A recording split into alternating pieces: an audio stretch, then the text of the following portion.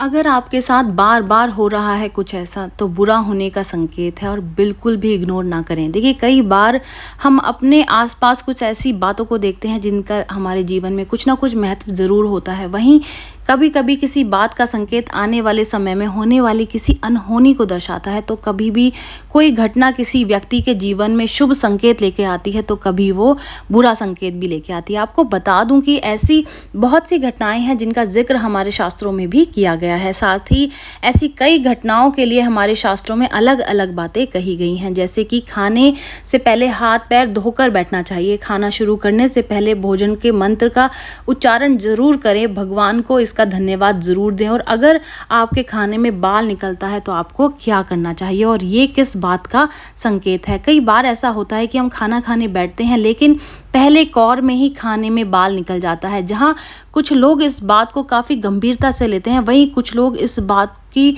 सही जानकारी ना होने के कारण वो इस संकेत को समझ नहीं पाते। आपको बता दें कि खाने में बाल निकलना ज्योतिष शास्त्र में काफ़ी महत्वपूर्ण संकेत माना जाता है।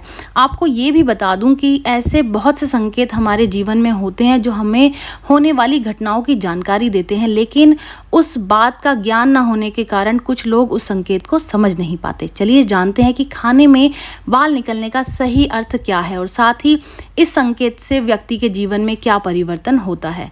तो खाने में बाल निकलने पर क्या कहता है ज्योतिष शास्त्र, तो चलिए ये जान लेते हैं। वैसे कभी ना कभी तो आपके खाने में भी बाल ज़रूर निकला होगा। आपको बता दें कि ये एक आम बात हो सकती है, क्योंकि घर में कभी कभी बालों को धोते समय या कंघी करते समय बाल उड़कर आपके खाने में जा सकता है। हालांकि ये एक या दो बार खाना खाते समय खाने में बाल निकलना एक आम प्रक्रिया हो सकती है, एक आम बात हो सकती है, अक्सर ऐसा हो जाता है। लेकिन अगर ये बार बार हो रहा है तो ये किसी अशुभ घटना का संकेत हो सकता है और इसको बिल्कुल भी इग्नोर नहीं करना चाहिए। हालांकि जिस खाने में से बाल निकलता है उसे खाने का मन नहीं करता, और शास्त्रों की माने तो ऐसा खाना बिल्कुल भी खाना नहीं चाहिए। ये आपकी हेल्थ के लिए भी ठीक नहीं होता। अगर आप किसी ऐसे खाने को खाते हैं जिसमें बाल निकला हो, तो वो खाना आपके स्वास्थ्य को बुरी तरह प्रभावित कर सकता है। आपको इस तरह के भोजन को खाने से बचना चाहिए। आपको बता दूं कि इस तरह का भोजन आपकी जो सेहत को काफ़ी नुकसान पहुंचा सकता है। साथ ही खाने में बाल कई तरह के रोगों को भी जन्म देता है। वैसे बाल आपके मुंह में रह जाता है, वो कभी आपके पेट में नहीं जाता, लेकिन यदि ये आपके शरीर के अंदर गलती से चला जाए या तो इसके कारण आपको थ्रोट इन्फेक्शन जैसी परेशानियां हो सकती हैं। दरअसल बालों में एक तरीके का बैक्टीरिया होता है, और अगर ये बैक्टीरिया खाने में पहुंच जाता है तो शरीर को काफ़ी नुकसान पहुंच सकता है।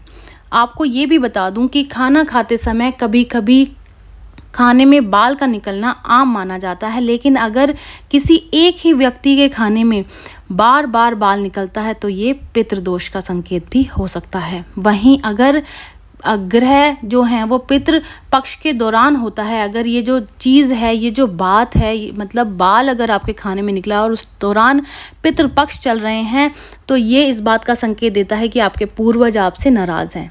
ऐसे में इस व्यक्ति को अपने जीवन में बहुत सी परेशानियों का सामना करना पड़ सकता है। साथ ही आपको पितृदोष से निवारण के लिए काम करना चाहिए और पितरों की शांति के लिए पूजन भी ज़रूर ही करना चाहिए। तो पितृदोष के जो लक्षण हैं वो भी जान लेते हैं। ये भी आपको ज़रूर किसी ना किसी संकेत के थ्रू आपको दिख रहे होंगे, मिल रहे होंगे। आपको बता दें कि पितृदोष होने पर व्यक्ति के जीवन में संतान का सुख नहीं मिल पाता। वहीं अगर किसी व्यक्ति को संतान सुख मिलता भी है तो कई बार संतान विकलांग होती है, मंदबुद्धि होती है, या फिर कुछ ना कुछ परेशानी उस बच्चे की जो जीवन में है वो चलती रहती है। साथ ही नौकरी और व्यवसाय में मेहनत करने के बावजूद भी इस व्यक्ति को काफ़ी हानि होती है। पितृदोष के कारण परिवार में अक्सर कलह बने रहना या फिर परिवार में एकता का ना होना और परिवार में शांति का अभाव होना पितृदोष के लक्षण हैं।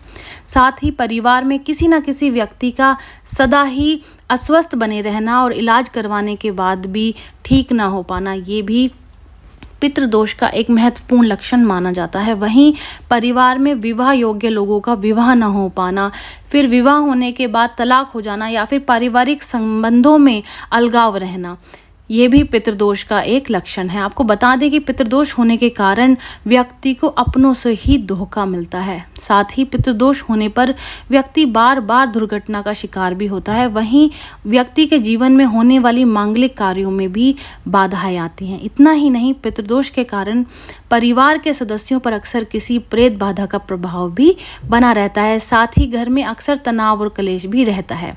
तो किन कारणों से जो है ये पितृदोष उत्पन्न होता है, ये भी जान लेते हैं। देखिए, पितृदोष पितरों का विधिवत अंतिम संस्कार और श्राद्ध न करने के कारण होता है। पहला तो ये एक कारण है। दूसरा कारण ये भी हो सकता है कि साथ ही पितरों की विस्मृति या फिर अपमान करने के कारण भी व्यक्ति को पितृदोष का सामना करना पड़ सकता है। कभी कभी हम मृत्यु के बाद उनको गलत तरीके से याद करते हैं या उनके बारे में गलत बातें करते हैं, तो भी हमारे पितर हमसे नाराज हो जाते हैं और वो अपमान महसूस करते हैं। वहीं धर्म के विरुद्ध आचरण करना भी पितृदोष का बड़ा कारण है। साथ ही पीपल, नीम और बरगद के पेड़ को कटवाना व्यक्ति के लिए पितृदोष उत्पन्न कर सकता है। वहीं नाग की हत्या करना या फिर किसी से करवाना भी पितृदोष का कारण होता है। आपको बता दें कि कुंडली में पितृदोष होने के पर व्यक्ति को दक्षिण दिशा में पितरों की फोटो लगाकर उनको रोजाना माला चढ़ाकर उनका स्मरण करना चाहिए। ये मैं आपको वो उपाय बता रही हूँ जिससे कि आप पितृदोष को दूर कर सकते हैं। साथ ही एक उपाय ये भी है कि पूर्वजों का आशीर्वाद मिलने के साथ ही पितृदोष के प्रभाव समाप्त होने लगते हैं और व्यक्ति के जीवन से परेशानियां भी दूर हो जाती हैं। इसी के साथ पूर्वजों के निधन की तिथि पर ब्राह्मणों को श्रद्धापूर्वक भोजन करवाएं और यथाशक्ति दान भी करना चाहिए। पितृदोष के लिए व्यक्ति को घर के पास में लगे पीपल के पेड़ पर दोपहर में जल चढ़ाना चाहिए। अगर आप ये शनिवार के दिन कहीं करेंगे तो ये बहुत अच्छा रहेगा। साथ ही आप अक्षत, फूल, दूध, गंगाजल और काले तिल भी पीपल पर चढ़ाएं। वहीं आपको अपने पितृजनों को याद भी करना चाहिए। पितृदोष को दूर करने के लिए शाम के वक्त रोजाना दक्षिण दिशा में एक दीपक जरूर जलाएं। अगर आप रोजाना नहीं जला सकते तो आपको पितृपक्ष में दीपक जरूर जलाना है। अपनी कुंडली में पितृदोष दूर करने के लिए किसी गरीब कन्या का विवाह करने या फिर विवाह में मदद करने से भी आपको बहुत लाभ होगा।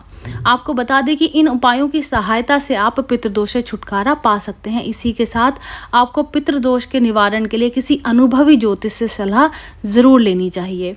वहीं पितृदोष से छुटकारा पाने के लिए आपको शिवजी की मूर्ति के सामने ओम तत्पुरुषाय विघ्नाय महादेवाय च धीमहि तन्नो रुद्र प्रचोदयात् मंत्र का जाप करना चाहिए। साथ ही आपको अपने पितरों की मुक्ति के लिए श्रद्धापूर्ण ढंग से प्रार्थना करनी चाहिए। तो चलिए, ये जानकारी बस यहीं तक ही। उम्मीद करती हूँ ये जानकारी आपके बहुत काम आएगी। फटाफट से वीडियो को लाइक कर दें, शेयर कर दें, चैनल को सब्सक्राइब कर लें, नोटिफिकेशन बेल को ज़रूर दबाएं ताकि समय समय पर आपके पास हमारी वीडियोस पहुंचती रहें और आपको हमारी वीडियो से मदद मिलती रहे। तो चलिए, मिलते हैं नई वीडियो में नई जानकारी के साथ। जय श्री कृष्ण।